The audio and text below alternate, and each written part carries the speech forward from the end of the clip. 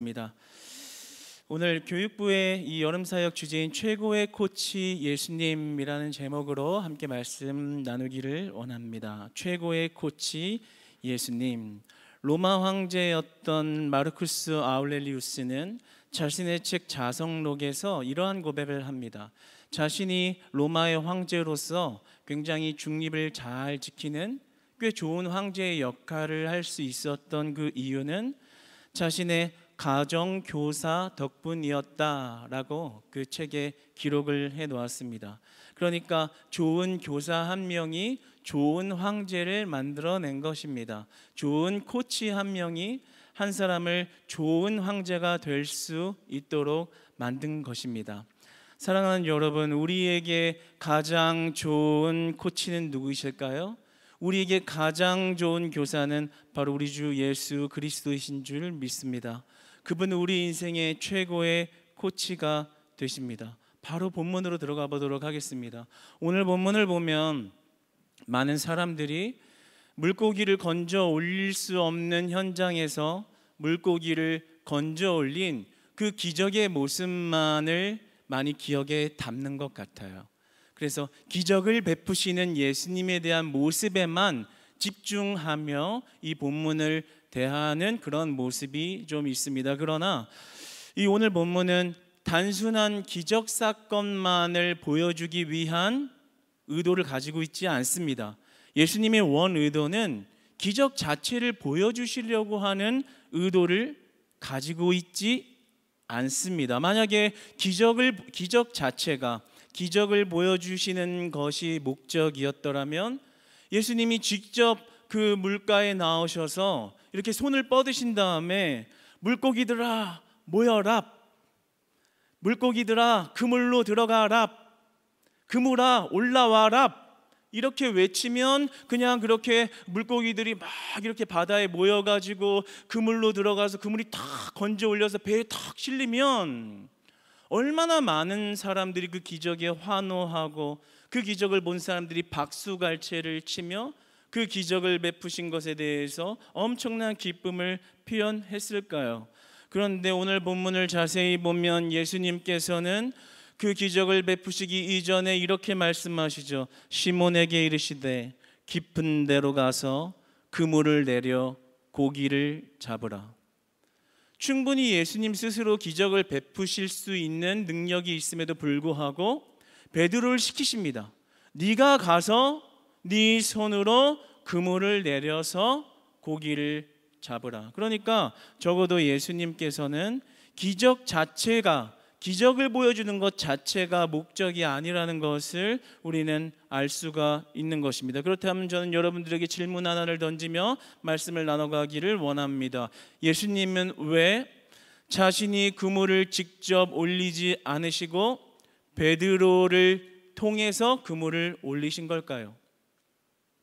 예수님은 본인이 자신 스스로가 기적을 행할 수 있음에도 불구하고 왜 굳이 베드로의 손을 통해서 기적을 보게 하셨을까요? 오늘 본문 말씀을 같이 나눌 때 이 질문의 답을 찾아가면서 예수님이 왜 우리 인생의 최고의 코치가 되시며 그분의 코칭에 우리의 인생을 맡겨드릴 수 있는지를 알아갈 때 기꺼이 우리의 삶을 그 코치 되시는 예수님께 다 내어놓을 수 있는 그런 은혜와 믿음의 결단이, 믿음의 전환이 일어나는 그런 축복의 시간 되기를 주님 앞에서 소망합니다. 오늘 본문 안으로 본문 스토리에 빠져 들어가 보면 이제 어부들이 밤새도록 고기잡이를 한 겁니다.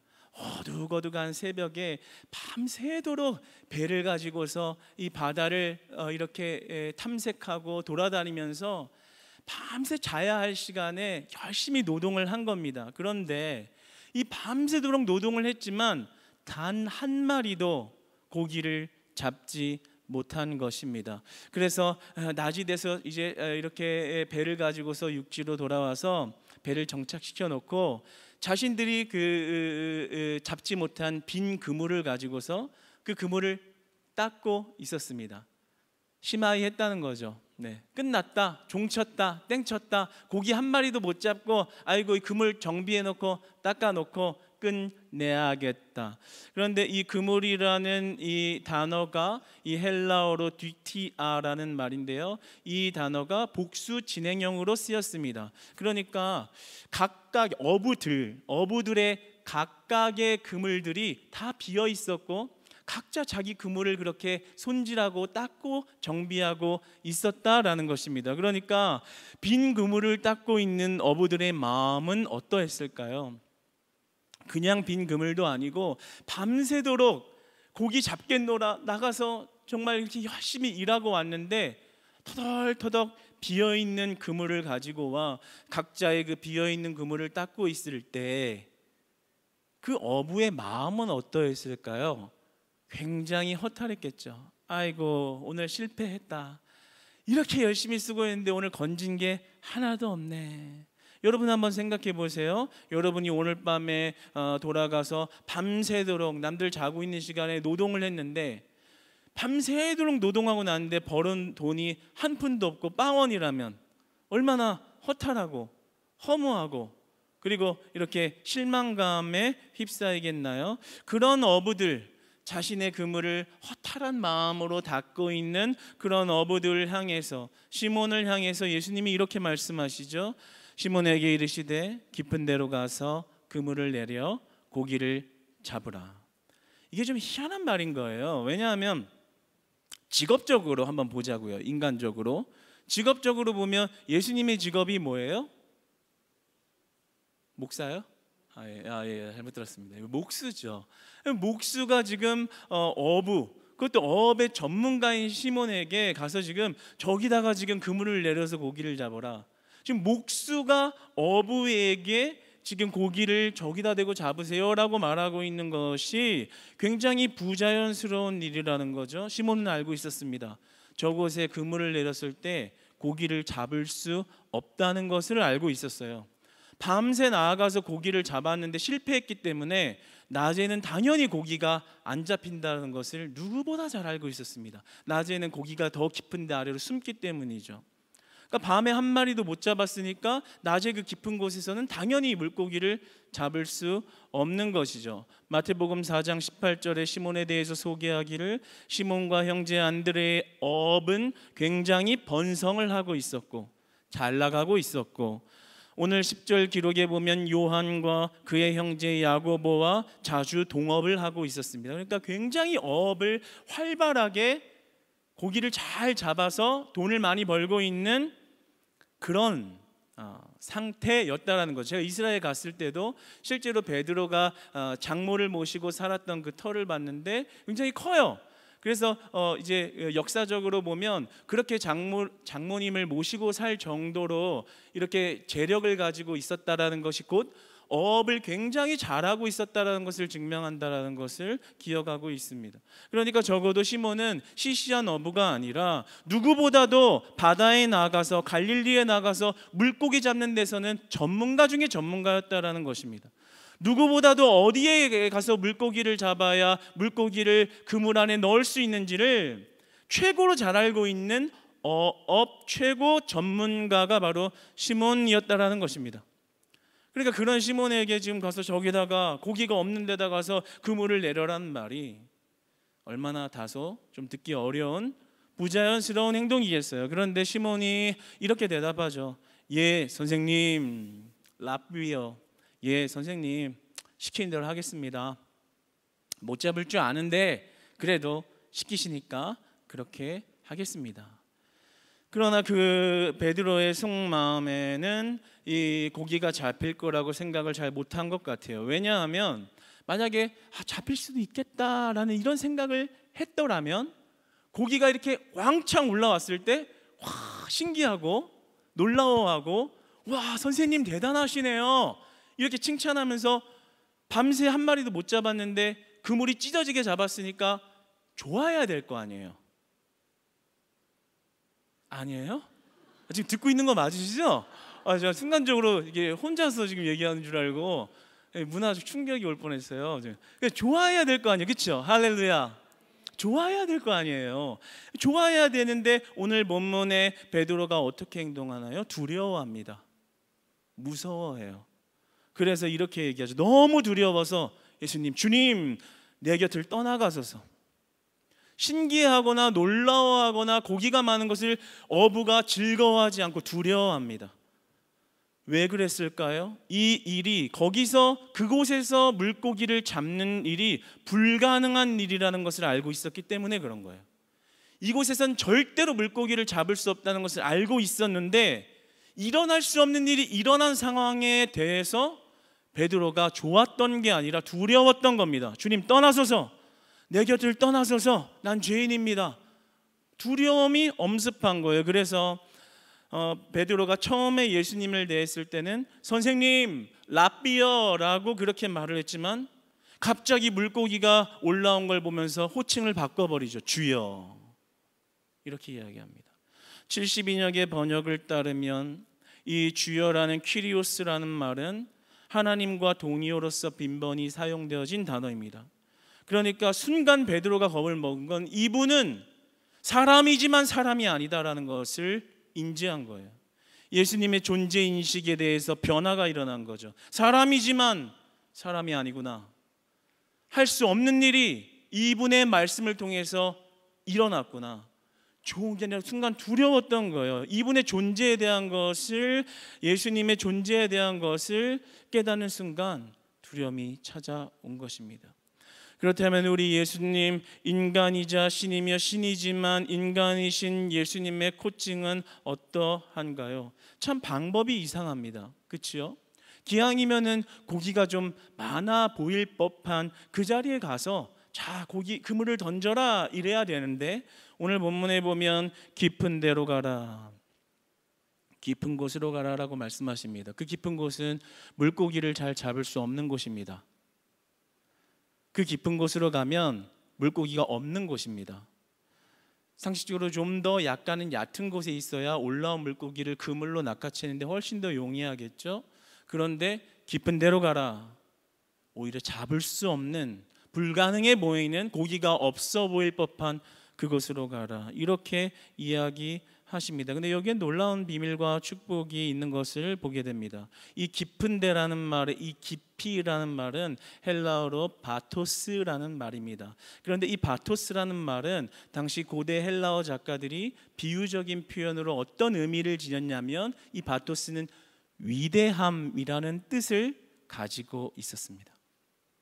그러니까 그 깊은 곳이라는 말의 속뜻으로는 위대함이라는 뜻을 지니고 있다라는 것이죠. 무슨 의미일까요? 예수님은 어부들이, 시몬과 그 동료들이 자신의 전문성을 가지고 열심을 가지고 나왔을 때 실패한 그 허탈함의 현장을 위대함의 현장으로 바꾸신 것입니다. 그 어부들이 실패한 실패의 현장을 성공의 현장으로 바꾸신 것입니다. 고기를 못 잡아서 허무해져 버린 허탈한 현장을 고기가 가득하여 그물이 찢어질 만큼 가득한 기쁨의 현장으로 바꾸신 것입니다. 이것이 바로 예수님의 코칭인 것입니다. 내 지식과 내 전문성과 내 열심만을 가지고 인생을 달려가면 그 끝은 마치 비어버린 그물처럼 고기 한 마리 잡지 못한, 밤새 노력을 하고 전문성을 가지고 최선을 다했지만 결과는 빈 그물과 같은 헛수고와 허무함만 있을 뿐이다. 그러나 우리의 최고의 코치 되시는 예수님을 따르면 깊은 데로 나아가라고 하는 그 말씀이 너무나도 이상하게 느껴지지만 그 말씀을 따르고 그물을 내렸을 때 그 끝은 빈 그물이 아니라 가득한 그물, 찢어질 만한 그물이 되어 우리에게 허무함이 아니라 승리를 주시고 승리로 인한 기쁨을 우리에게 허락하시는 것입니다. 그러니까 그 이상해 보이는 방법이 예수님을 믿고 따르면 그 안에 승리가 있다는 것을 우리에게 알려주시는 것입니다. 예수님의 코칭은 무엇입니까? 예수님을 온전히 의지하는 것에 우리의 영적 승리가 있다는 것입니다. 내 전문성을 의지하는 것이 아니라 내가 예수님의 말씀을 온전히 의지하는 것에 우리의 기쁨이 있다는 것입니다. 내 전물성을 가지고 살아 인생의 끝자락에 가서 보았을 때 예수님 없이 잘 살고 나서 그 끝에는 빈 그물과 같은 인생일지 모르지만, 나에게 아무것도 없고 고기 한 마리를 잡지 못했어도 그분의 말씀을 따라 인생의 끝날까지 그분의 코칭을 받으며 한 걸음 한 걸음 세월을 보내면 그 끝은 그 그물이 가득 차 찢어질 만한 승리의 영광과 기쁨의 순간을 맛보게 하신다라는 것입니다. 할렐루야, 할렐루야. 우리가 예수님을 온전히 따를 수 있는 믿음이 우리 사랑하는 교사들 가운데 회복되시기를 축복합니다. 우리 예수님께 인생을 다 맡겨드려 그분의 코칭을 받는 예배자들 되시기를 주님 안에서 축복합니다. 2024년 청소년 신앙의식 조사를 목회데이터 연구소에서 설문했는데요, 그 중에 내용 하나를 보면 개신교의 현재 2024년 개신교 청소년들 3명 중에 1명은 성인이 되면 교회를 안 나가겠다라는 식으로 대답을 했습니다. 지금은 부모 손에 이끌려서 교회를 나갈지 모르지만 속마음의 속내는 나 머리 크고 내 마음대로 할 수 있으면 교회 안 나갈래 라고 하는 사람이 3명 중에 1명은 그런 생각을 품고 있다라는 거예요. 여러분, 사랑하는 우리 교사 여러분, 여러분들이 이번 여름 사역을 맡아서 각 부서에서 이번에 아이들에게 반드시 가르쳐야 할 단 하나가 있습니다. 그것은 바로 우리 인생의 성공의 코치는 학원이 아니라, 강사가 아니라, 재물이 아니라, 능력이 아니라, 건강이 아니라, 부동산이 아니라, 주식이 아니라 예수님을 따르는 데 있다라는 것을 가르쳐내는 것입니다. 남들이 볼 때 그들의 삶 속에서 그들 주변 친구들을 보고 앞으로 만나는 사람들이 야, 너 교회 가면서 그렇게 교회에 빠져 있으면 네 앞가림 잘할 수 있겠냐? 야, 그 깊은 데에 가면 고기 없어. 왜 자꾸 깊은 데에 가? 너 그렇게 깊은 데에 가면서 너 인생 살 수 있겠냐? 고기 잡을 수 있겠냐? 교회를 깊은 데라고 표현한다면 그렇게 교회 나가서 네가 네 앞가림, 너의 고기를, 너의 필요한 그 배고픔을 달랠 수 있겠냐? 얼마나 많은 수많은 질문의 유혹과 시험이 그들의 인생 앞에 펼쳐질까요? 그러나 우리가 오늘 본문 말씀, 그리고 여러분들의 주제 말씀이 되는 그 말씀을 들고 나아갈 때 가르쳐야 하는 단 한 가지는, 깊은 데로 나아가는 것이 고기가 없어 보이는 그 실패의 현장이 예수님이 함께 하시면 위대한 승리의 현장으로 바뀐다라는 것을 알려주는 것입니다. 우리가 볼 때 깊은 곳에는 은혜가 없고 깊은 곳에는 능력이 없어 보이지만 예수님이 말씀하시는 대로 그 깊은 현장에 나아가 내 손으로 그물을 내리면 그 안에는 승리가 있고 그 그물이 찢어질 만한 듯한 큰 은혜와 승리의 기쁨을 만끽하게 된다라는 것입니다. 예수님이 우리 인생의 최고의 코치가 되십니다. 그럼 마지막으로 첫 번째 여러분들에게 드렸던 질문을 다시 가지고 와서, 최고의 코치가 되시는 것은 알겠는데 그런데 왜 굳이 베드로의 손으로 그물을 내려야 했나? 여기에 한번 답을 내리며 말씀을 맺어보겠습니다. 4절 말씀을 보면 아까 우리가 나누었는데 시몬에게 이르시되 깊은 데로 가서 그물을 내려 고기를 잡으라, 이렇게 얘기하시죠. 그런데 이것은 10절과 연관되어집니다. 우리 10절을 한번, 오늘 본문 10절을 한번 같이 읽어보겠습니다. 시작.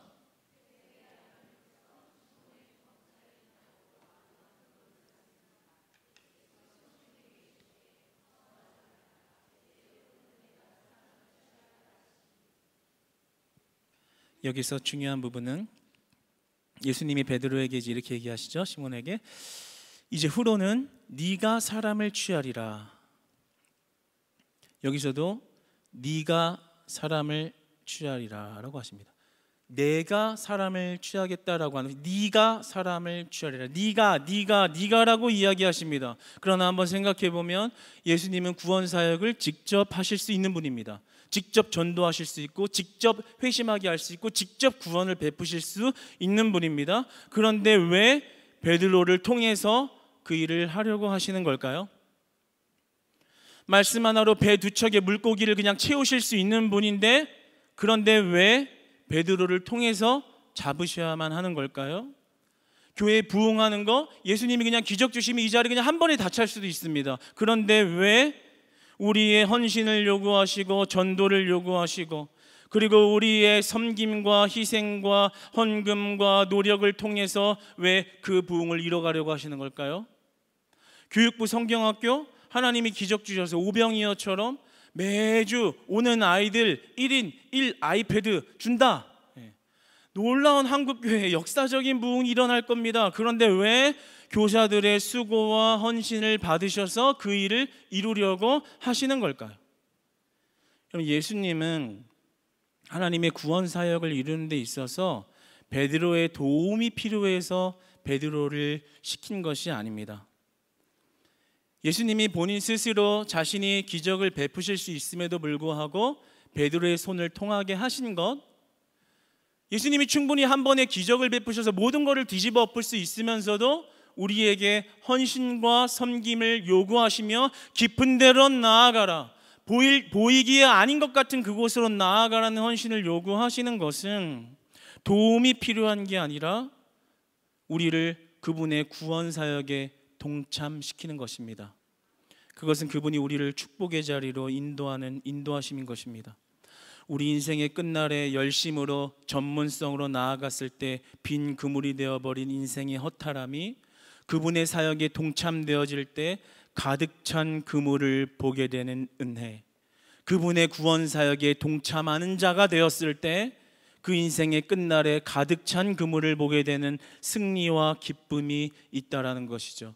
그래서 예수님은 도움이 필요해서 베드로야 너가 있어야지 일이 된다가 아니라 그 사랑하는 베드로를 그 기쁨의 자리에, 찢어지는 그물의 축복의 자리에 세우시고자 그를 부르신 것이고 그의 손을 사용하신 것입니다.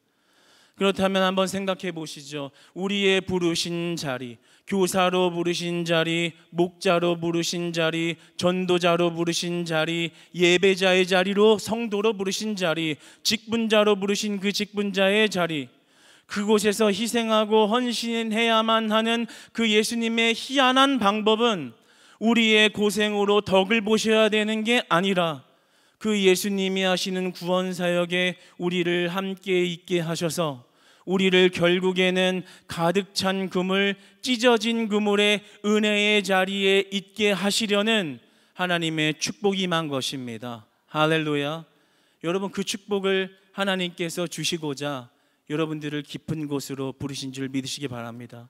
그렇다면 우리 안에 막막해 보이는, 여름 사역하면서 정말 분주하고 힘든 거 많은 줄 압니다. 때로는 부족한 것도 많고 즉흥적으로 대처해야 되는 일도 많고 공각 공부 준비하면서 읽히지도 않는 말씀 밤새 열심히 공부해가지고 베드로처럼 밤새 공부해가지고 서론, 본론, 결론 열심히 준비해서 갔는데 다음날 애들 앞에서 결론만 계속 얘기하면서 다그치고 있고, 그리고 이제 고기 한 마리도 못 잡은 것 같은 그런 마음 우리들 안에 있을 수 있겠습니다. 그러나 그 희한한 방법을 요구하시는 하나님의 코칭, 예수님의 코칭은 우리를 찢어진 그물, 너무 고기가 넘쳐서 찢어진 그물에 그 은혜의 자리, 축복의 자리, 승리의 자리, 기쁨의 자리로 우리를 부르심인 것입니다. 예수님은 우리의 도움이 필요한 게 아니라 우리를 찢어진 그물의 은혜와 축복을 받게 하시려 우리를 그 자리로 인도하신 겁니다. 세상의 코치는 배우는 자가 독립하게 하는 것이 목적이지만 예수님의 코치는 평생 예수님만 의지하는 자가 되게 하는 겁니다. 그 찢어진 그물을 향하게 하는 것입니다. 그분의 코칭을 따라 깊은 데로 나아가 그물을 던지시기 바랍니다. 그 이상하고 희한해 보이는 방법이 최고의 방법임을 깨닫게 하십니다. 그리고 그 승리와 기쁨의 자리가 우리의 능력으로 허탈함을 향하던 자리에서 변화되어 결국에는 최종적 승리와 기쁨의 자리에 함께 있게 하시는 그 하나님의 은혜, 그 예수님의 코칭, 그 코칭은 최고의 코칭이며 감히 우리의 인생을 다 맡겨내어 드려도 안전하고 다 맡겨내어 드릴 수 있는 완벽한 코칭이라는 사실을 믿으시기 바랍니다. 예수님이 우리의 최고의 코치신 줄 믿습니다. 여러분 한번 고백합시다. 예수님이 우리의 최고의 코치입니다. 할렐루야. 우리 하나님께 한번 영광의 박수를 올려드립시다. 하나님 아버지 감사합니다. 예수님이 우리 인생의 최고의 코치, 가장 완전한 코치가 되심입니다. 아멘.